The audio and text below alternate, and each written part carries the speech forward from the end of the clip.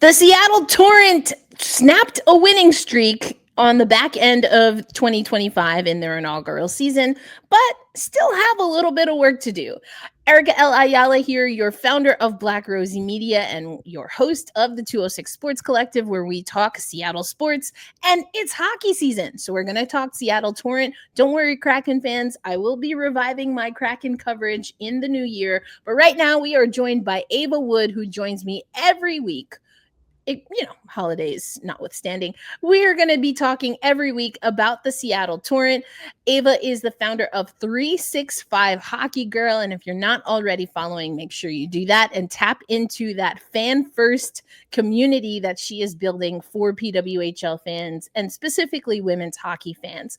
And Ava, I know both of us got to travel home for the holidays, but you also got some hockey in between our last episode. We're going to talk about that. But the Seattle Torrent took on Boston, Montreal, and they took on New York in Dallas, and they did get a pretty big win at home. That's the streak they were able to snap was Montreal's winning streak at the time. They didn't quite get through Boston, and that's where we'll start since that was the first game since our last episode. Ava, we thought, especially me, I was like, I think I kind of want Schroeder for that game against Boston. That is exactly what we saw.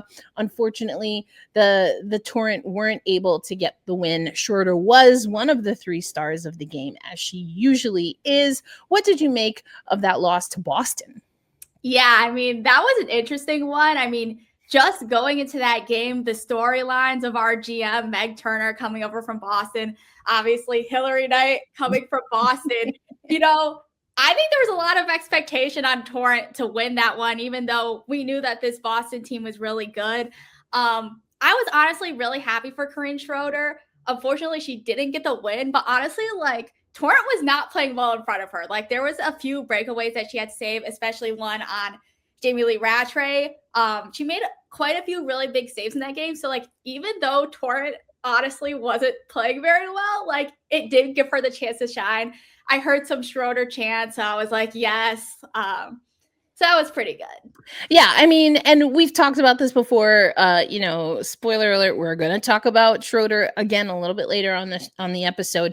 But you mentioned that Schroeds and what we saw from Corinne, it was enough in theory, right, to get a win. So then we have to talk about maybe some of what didn't happen. I mean, it's a 2-goal deficit that the Torrent were unable to overcome. We did see Jessie Eldridge get on the board, which I love. I mean, we've talked about her before, a power forward. I think that her starting to get that first goal. A lot of times you'll hear hockey players say, just kind of get the monkey off your back, so to speak. And I love that Eldridge is getting more activated. We'll talk about another pair a little bit later that got activated, but it's still a lot of shots that Seattle Torrent goaltenders are seeing in this game included. Yes, and another great thing about that Eldridge goal is that it came at the very end of the game. So, yeah, it might have been a rough game overall, but I think to just end the game on that note, that speaks to the character of this team, right? They're not just going to give up. They're going to keep fighting. They're going to end on that positive note. And yeah, I just appreciated that a lot. Yeah, I think that is definitely, and we're going to get into some characteristics that we're noticing from this Torrent team later on the show. So you might want to bookmark that, because I do think it's very indicative, right? It's very indicative of what we're seeing from the Seattle Torrent. Now, this was also tough because, we've seen Jenna Buglioni kind of get tossed around in these last 3 games to end 2025, or the last 2 in that we didn't see her play against New York. She's a player that I think is still in that kind of scrappy bottom 6, which is effectively the 3rd, 4th line area. But those are good minutes that we're seeing from those players. And again, we'll talk about some of those players that were able to get their either first points or first goals a little bit later. But it's a little bit tough when you have a player of that caliber who you really want to see her engine keep going for this team, kind of be knocked around, jostled around there.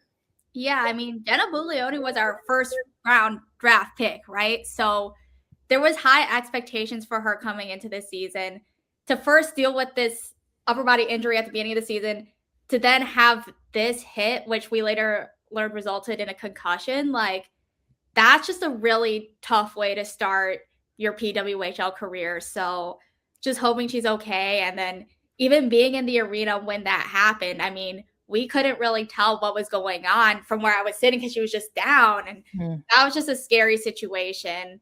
And it's honestly hard to tell even what happened because there was no penalty on the play. I couldn't find great replays of it. Yeah. But yeah, just hoping she's okay and hoping she can get healthy and really like contribute to this team because, like I said, there was high expectations for her on this team. Yeah, 100%. But she's not the only one with high expectations. And we continue to not only have high expectations, but also see them effectively being met, or maybe the standard, right, for the career of Hannah Murphy is being set in real time. Because although the Seattle Torrent couldn't get the win over Boston, who did fall to Minnesota before that game, because when we last hopped on the mics, Ava, both of those teams were on a winning streak, and we were wondering if Seattle could disrupt the top of the table. They didn't get it done against Boston, who had suffered a loss already coming in, but they did disrupt what Montreal was trying to get done, and a 2-1 win over the Victoire. Hannah Murphy. I mean, it like chills when you see the video. I wasn't there in Seattle, unfortunately, for this time. I was there for the OG Murphy chants. But, you know, when the team was coming through the tunnel and you could still hear the arena cheering for Hannah Murphy, like, oh, it's like stuff out of a movie, Ava. The Seattle fans love Hannah Murphy, and I love that for her. I love that for Seattle. Like, I've been blown away by just how the fans have like jumped onto this team. Like, I don't know. I wasn't living in Seattle when the Kraken like had their inaugural season, so I really didn't witness that. So this is my first time seeing like a brand new team with a brand new fan base, and it's just like, it's just so awesome to witness. Yeah, it's funny that you mentioned the Kraken. There are some parallels that we're going to draw later in this episode and probably throughout this inaugural season for the Torrent. But one thing that is super cool about a Seattle fan base is that it's not just like there's players that come in, like if we go to the OGs of the Seattle Kraken, you know, Brandon Tanev and kind of his antics with, you know, his profile or headshot, his his headshot. I was like, that's what they call it, right? It's not a profile picture like the rest of us. They have a headshot. It's official. Thank you.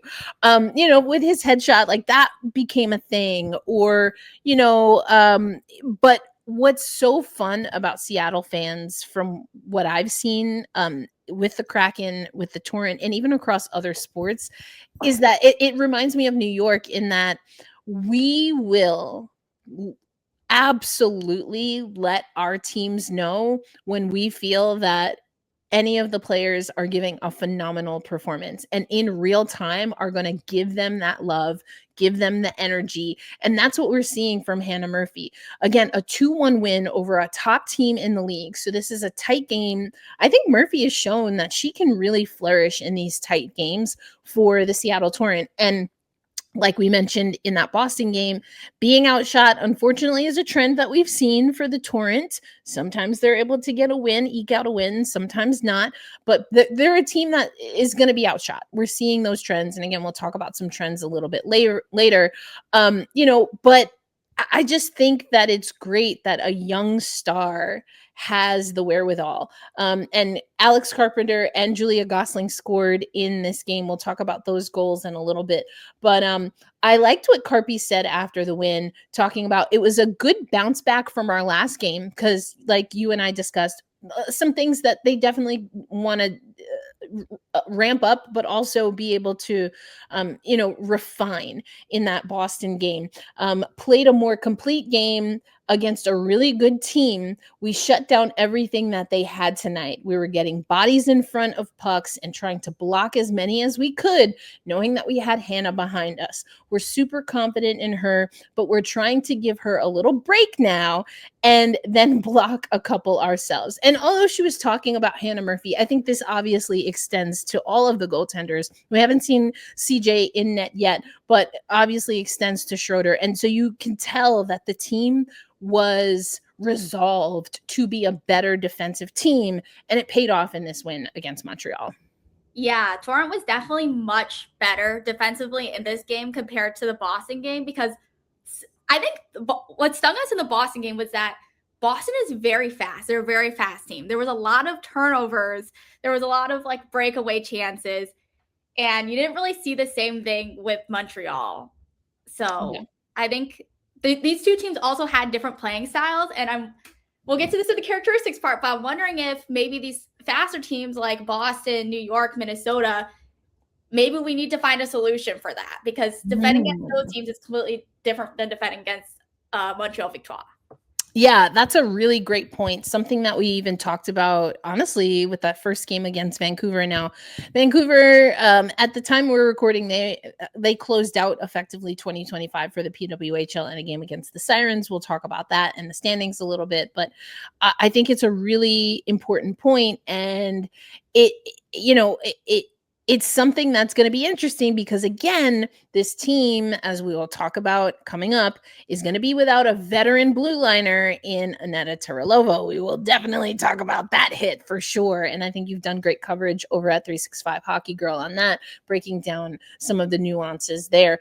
But let's talk about, and just to wrap this up, 37 saves on 38 shots faced for Hannah Murphy. Another nugget is that we saw two Goslings, one for either side. Nicole Gosling in her rookie campaign with Montreal, playing against her cousin Julia. Now, as Nicole said, it's not our first time playing against each other, but to be here at this level, it's definitely really special for both of our families, and everyone that supports us to both be here. It's definitely something that we don't take for granted, but it would have been nice to get the win.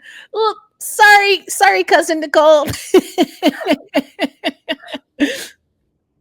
But I wanted to talk about the goals for, not the goal against, but the goals for, because there was the PWHL goal reviews. We've had some really gnarly, some very curious is not even the word, some just outright head scratching reviews. Like what was the one? I think it was one of the Minnesota goals in that game that I was there for, and everyone was like, "Yeah, it was the third goal, I believe." And everyone was like, "That was a goal. Like, why are we having a 5-minute review?" There's just been some like weird things I feel that have happened in Seattle with officiating. I'm sure other cities probably feel that way as well, but we're here to talk about Seattle. But tell me, what were the reactions, especially with the Gosling goal? Yeah, so just to clarify what happened on that goal, essentially Seattle Torrent was on a delayed penalty. It looked like Poulin, who plays for Victoire, it looked like she had like got her stick on the puck, but because the referees didn't call the play dead, then Torrent just kept playing with that delayed penalty and eventually scored that goal. So there's two things I want to talk about. The first one is like the in-arena experience for fans, because from what I've heard, I actually wasn't able to be at the Victoire game. I was in Michigan. But from what I've heard, there's a lot of confusion in the arena when these reviews take place, because on the broadcast, they're showing the replays, but they might not necessarily be showing the replays. Yeah. And also, a lot of people don't know that you can't actually review offsides in the PWHL. So I think from fans coming from the NHL side, there was just a lot of confusion. So regardless of the reviews in and of themselves, maybe finding a way to just make that arena experience more conducive to fans, whether that be with like the in-arena hosts maybe explaining something like that. Yeah, that's a really interesting point, because I also noticed, I haven't been at all of the Torrent home games, but I was at the first couple, and again, knowing what the Kraken game day experience is, we weren't really getting replays on the Twins like I was used to at Kraken games. So we know the capability is there, and there's two massive screens. That's for those who maybe are not familiar. That's why we call them the Twins, because it's not just one big jumbotron. It's two massive screens on either side of center ice at Climate Pledge Arena, which I think just makes it really great for everyone involved. You can see the replay, but you got to play the replay. So that's really interesting. And it's something that you mentioned about what is and isn't reviewable. So offside in the NHL, the NHL, as I like to say, is something that a team can use a coach's challenge on. So they can have their video team tell the coaching staff, we think you should review that for offside. The PWHL, like on the sneak, revoked coaches' challenges. And so, case in point, something like this is not reviewable. You can't challenge, but as you said, also not reviewable overall. I never really understood why they got rid of coaches' challenges altogether. There had been some speculation and some, maybe not speculation, but maybe conversation is what I'll say, debate, conversation, that maybe the inconsistency in officiating is why the coaches' challenges went away, which I think is an interesting argument. But for me, that's like, well, wouldn't you want to then double down on coaches' challenges in that case? I don't know. But maybe we'll get into that specific wrinkle about the PWHL from season 2 to season 3 a little bit later. But I thought that was interesting. Either way, Julia Gosling and Alex Carpenter are kind of leading the way when it comes to the offense, which is not surprising at all. And it goes back to, again, something that we're going to talk about here with character and how this Seattle Torrent team plays. Because, go ahead. Actually, sorry, I just wanted to say, I think it's easy to look at it now and say that Julia Gosling leading the way isn't surprising, but I think maybe if not surprising, I don't think we should take that for granted at all, because I think there was high expectations for her. We knew her potential. She was drafted first round overall last year, but like her rookie season versus her second year season has honestly been night and day. So I just want to give a huge kudos to Julia Gosling, because what she's doing is amazing. And yeah, I think it's kind of what people expected, but we didn't all know if she was going to be able to achieve that. So yeah. No, I love that you brought it back there, because I was thinking specifically in what we've seen Julia do in a Seattle uniform. Like you said, not surprising. And Carpy can be a very is a very highly skilled and a player that's that can be and should be considered more of a finesse player. But what I love about Carpy is that she can also be a gritty player. And that's what I meant as far as characteristics and why those two are leading the team when it comes to points and goals, specifically Julia Gosling, third or fourth multi-point game against that Montreal squad.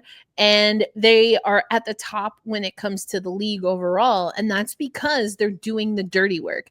And so, again, when it comes to characteristics or even resolutions, what we want to see for this Torrent team and maybe women's hockey as a whole, we'll get to that a little bit later, we might need to see a little more moxie, as we sometimes say in New York. But I'm not in New York any longer. I came home. I went home, as I say, to my original home, New York, for the holiday, for the Christmas holiday.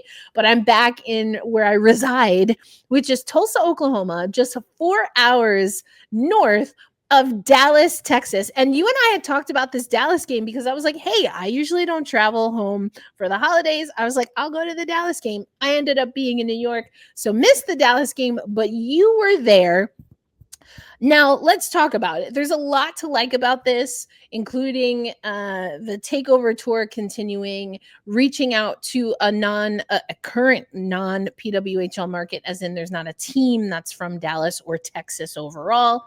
Maybe a quote-unquote non-traditional hockey market. We love all of those things, and that I want to hear you talk about the experience in just a little bit. But first, let's talk about the hockey, because we see Hannah Murphy again. She gets another start here. Unfortunately, does not get a win. It is a loss to a New York team that was looking for a lick back, probably. and they got it in a big way. There's some other things that we like about this game that we'll talk about. But first, just, let's talk about on ice. What were your takeaways from that loss in Dallas?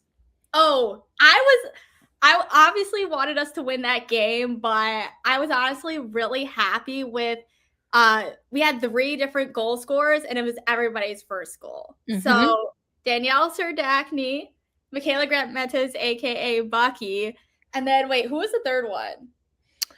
So we had in the game for it was Adzija, Bucky. Yeah, it was Adzija, Bucky, and then who scored? Was it Eldridge that scored the third goal? Serdachny or Serdachny. Okay, sorry. So MGM and Bucky get their first goal, and Serdachny, who is someone that I've talked to, and we've run some stuff from Serdachny on our last episode. So yeah, and speaking of Lexie Adzija and Mikyla Grant-Mentis, aka Bucky, aka MGM, this is what we heard from Coach O'Rourke. They're certainly building momentum. Each game, they've had great opportunities to score, and they just keep churning and building that momentum. And tonight, again, in Dallas against New York, they got rewarded for it. I think he's right on the money here. I've been calling MGM's name and number for a while as someone who I think can get after it. And a part of that is because of what she's able to do with her line mates. I think Adzija, honestly wasn't exactly sure what to expect from Adzija, but I think the way that Coach O'Rourke is using Adzija and Bucky's line, you can tell that he has a lot of faith in that line. When he needs energy for his team, that line rolls out. When he needs a line that can match the physicality from the opposition, he rolls that line out. If he needs a line to really be a little bit more stingy and lean into the defensive side, he can also roll that line out. And I think that's why when people say, like, quote unquote, top 6, bottom 6, of course, the people who you think are going to set you up offensively, you want them in rotation on the offensive side more. And there's a lot of strategy that goes into building lines, and your third and fourth lines are really those lines who help turn the tide to get you in a position to score. And I think Bucky's line, she's centering that line. They're a perfect example of kind of like a Swiss Army knife, or, they do a little bit of everything. And the fact that hard work, as O'Rourke said, is paying off and seeing them get some first goals is really exciting. Yeah, 100% agree with everything you said, because this line has been just jumping off the ice. When you're just watching games, they've been jumping 100%. Off the ice this entire time. So to see them score, it's like, I was really happy, but I wasn't surprised. It was like, it felt like a long time coming. So 100%. And also, go for it. Scored on the same day when her boyfriend wore her jersey. I don't know if you saw that. I did see that. Yes. I mean, hey, you gotta represent now, and when Boo is gonna support you. I love that. I mean, I'm sure it's an everyday thing, but you love to see it. This was also a home for the holidays for Hannah Bilka, who got to go back home. So much great content that the Torrent put out ahead of the game. Obviously, the crowd was very supportive of Hannah Bilka, who is someone we do expect to be at the Olympics representing Team USA. But honestly, on the ice, outside of the Torrent, I mean, we do focus on Seattle on the 206 Sports Collective, so we're going to talk about the Torrent. But oh my goodness, Casey O'Brien, a hat trick. Let's go. Welcome to the PWHL. Yeah, I can't lie. I couldn't even be mad. Watching those goals. I couldn't be mad. I was happy for her. Yeah, just awesome to see her get not only her first ever goal in the PWHL, but her first ever hat trick. Like, that's how you make an entrance to a league, okay? I know that's right. So a lot of first goals And then a second and third for Casey O'Brien. We talked about Aneta Tejralová. The reason that officially it was announced earlier today, Wednesday, on December 31st, she will be suspended for a hit that Sarah Fillier was on the other side of. And if you look at again, you've done such a great job at 365 Hockey Girl kind of cultivating a conversation about this. So I'll just add what I saw. I do think Aneta Tejralová, she meant to make contact 100%. I do think what's interesting is that I did not see her push through the head. And why do I say that? Because, and Tejralova, she was hit earlier in that Vancouver game by her Czech teammate, Teresa Vanisheva. You know, I will use any excuse to mention Teresa Vanisheva on here. Anyway, Teresa Vanisheva, same kind of situation. A player moves at the last second, you're already moving, and then you're put in a dangerous situation. Did Tejralova mean to have that open ice hit? Absolutely. Do I think that Tejralova meant to aim at the head? No. And what for me kind of brings that home for me is that once she kind of saw where contact was going to be, again, you don't really see her, at least I don't think that she pushed through that hit. She's already moving, so there's not so much you can do at that point, but she does not push through the hit. And it's an unfortunate hit. It's a very dangerous hit. I do think the suspension and the penalty obviously are warranted. And I just don't like when we kind of then use this to label players as quote unquote dirty. I don't think that was a dirty hit. It was a vicious hit. It was a violent hit. It was definitely a penalty, but I do not think that this means Tejralova is a dirty player. Yeah, I agree with what you said. It was clearly intentional, and we know that based on the late hit that Fillier initially laid on Megan Carter beforehand. So it was intentional. She meant to make contact. We've seen open ice hits before in this league, which have resulted in fines, but not in suspensions. Do I think she was intentionally headhunting? No. I love Aneta Tejralová, but the reality of the situation is she did end up making contact with the head. And so, yeah, I understand. Like, I think it was the right decision for the league to give the 2-game suspension, because ultimately, like, it is ultimately the responsibility of that player to not hit the person in the head, right? So I think the 2-game suspension is warranted. It aligns with what we've seen for other players. And I 100% agree with you. Like, that's why I tried to bring it up earlier, that this was Tejralova's first ever major penalty. This is her first suspension. So does it look good? No, but it's just, you know, everybody makes mistakes. It happened. Yeah. At this point, we just hope that everybody is okay and that it doesn't happen again. Yeah, 100%. So 2 games without Tejralova, and we'll talk about the upcoming schedule. Not great. Don't love that. So again, this game in Dallas gave us a lot, including vibes. You were there to capture the vibes. You had never been to Dallas. Had you ever even been to Texas before this game? No. What'd you think about the Great Plains?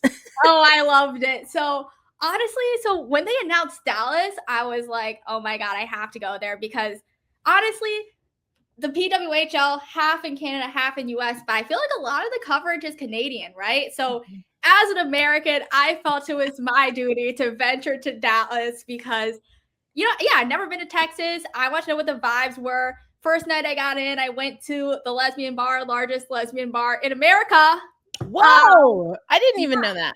Yeah, Sue Ellen's. And I did see hockey jerseys there. And I asked people, I was like, hey, do you guys know about this PWHL game?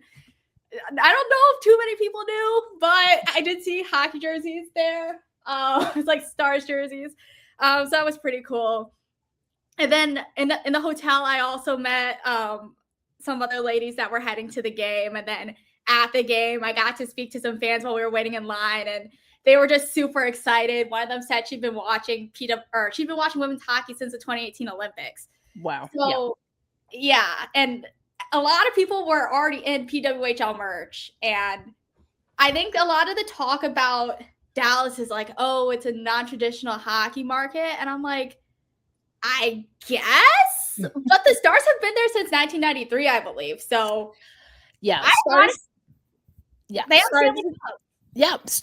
Hey, there you go. They beat the Kraken in the Kraken's second ever season to advance to the Western Conference final. But yeah, I mean, Dallas is definitely a growing hotbed for hockey. You know, there are some things maybe on the youth side of things that are a little bit controversial, and building that pipeline maybe too too aggressively. But anyway, we'll leave that there. But I mean, I have been to Dallas before, mostly for WNBA stuff. But actually, I actually have never been to Dallas for hockey now that I think about it. However, I've seen a lot of Texas hockey because I live in Tulsa, as I said, 4 hours north of Dallas. And there's ECHL hockey in Texas and in Tulsa, Oklahoma.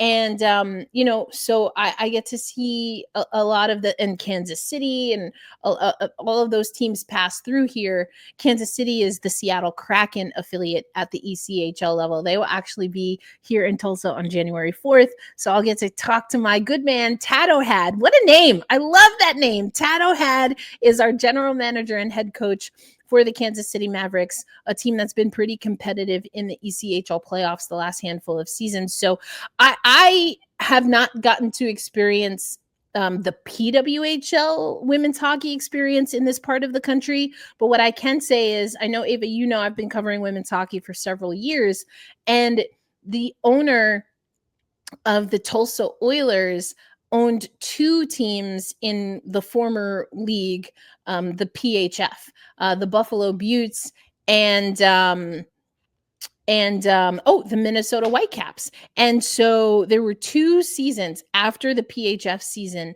where those 2 teams would have a battle of the rig right here in Tulsa, Oklahoma, a 5-minute walk from my apartment in downtown Tulsa. And so I've gotten to see women's hockey in this area. And I've talked to fans who drove, you know, hundreds of miles to come to Tulsa, Oklahoma, because they're in St. Louis, or they're in Kansas City, or they're in some part of Texas that doesn't have women's hockey. And so I'm not surprised that it was over 8,000, right, people over a holiday, you know, week and weekend, that showed up, because I've seen that before here, being again in the Tulsa market, which is not too far, especially in this part of the country. I mean, 4 hours is nothing. Just watch Landman if you don't believe me. But that man drives 4 hours like, you know, nothing. But you know, I think it's great that we're seeing the growth of women's hockey. What does this mean for expansion down the road or other neutral site games? I don't know, but I'm excited, and hopefully I'll be in the area and not back home in New York the next time that it rolls through. But you know, there is something that I want to talk about. We talked about Montreal. This is probably something I'll talk a little bit more with Rachel about on our comprehensive women's hockey show at Even Strength. But do you have any thoughts about maybe the adverse effect of the takeover tours? Because even last season, I think it was Montreal again, actually, that had a lot of travel on the West Coast when they did the Seattle stop. It was Boston and Montreal. And, you know, it's a lot of hockey to try and get in if you happen to be on the road, or on an extended road trip during a takeover tour stop. And it seems like, you know, this is another year where Montreal has kind of had to figure out how to pack for, you know, multiple weeks on the road. You know, is there any fear that these takeover tour games are maybe negatively or adversely impacting and affecting recovery for PWHL players?